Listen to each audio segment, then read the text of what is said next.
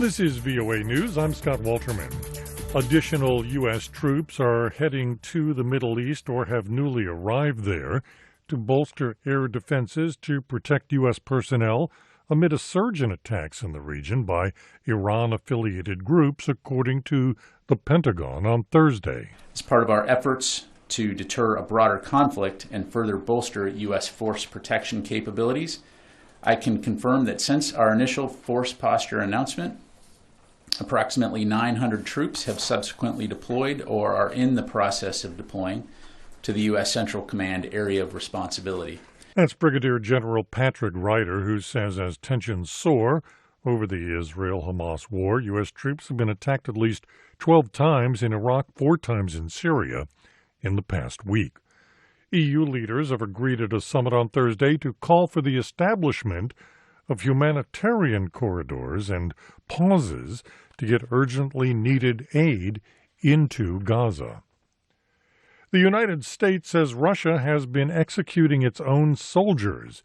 U.S. National Security spokesperson John Kirby says the U.S. believes that the Russian military has been actually executing soldiers who refuse to follow orders, and that Russian commanders are threatening to execute entire units if they seek to retreat from Ukrainian artillery fire. It's reprehensible to think about that you would execute your own soldiers because they didn't want to follow orders, and now threatening to execute entire units. I mean, it's barbaric. But I think it's a symptom of how poorly Russia's military leaders know they're doing, and how bad they have handled this from a military perspective. This is VOA News. Nigeria's Supreme Court on Thursday upheld President Bola Tinubu's win, bringing an end to the legal challenge brought by his 2 main rivals, who argued that his victory was marred by election irregularities. Affirming the election of the second respondent as the duly elected President of the Federal Republic of Nigeria is thereby affirmed. That is Supreme Court Judge John Okoro announcing the judgment in court. Tinubu said it was a moment for all of the parties to come together. 2 people died, 9 others injured in an explosion at a commercial center in the Afghan capital on Thursday. Kabul police spokesman Khalid Zandran said in a message to reporters the explosion occurred in the Dashit Barche neighborhood of Kabul, which is an enclave of the historically oppressed Shiite Hazara community. The U.S. Senate on Thursday overwhelmingly rejected legislation that would have forced President Joe Biden to withdraw U.S. troops from Niger, since the military officers seized power in that country in July. Hurricane Otis ripped through Mexico's southern Pacific coast as a Category 5 hurricane, unleashing massive flooding in the resort city of Acapulco, ravaging roads and leaving large swaths of the state without power or cell phone service. So far, there have been 27 confirmed deaths, and a number of people are still missing, and they estimate billions of dollars in damage. Otis was the strongest storm in history to make landfall along the Mexican Pacific coast. Scientists in Brazil have announced that they've developed an innovative new treatment to treat cocaine addiction. VOA's Jeff Custer says it's a vaccine. Dubbed Calix Coca, the test vaccine triggers an immune response that blocks cocaine and its potent derivative, crack, from reaching the brain's pleasure center, effectively stopping addicts from getting high from the drug. Developed by researchers at Brazil's Federal University of Minas Gerais, the treatment has shown promising results in trials, and if it receives final regulatory approval, the researchers say it'll be the first time cocaine addiction will be treated using a vaccine. They hope it will help users break the cycle of addiction in Brazil, the world's second biggest consumer of cocaine. Jeff Custer, VOA News. The U.S. International Trade Commission on Thursday issued an order that could bar Apple from importing its Apple Watches after finding the devices violate medical technology company Masimo's patent rights. I'm Scott Walterman, VOA News.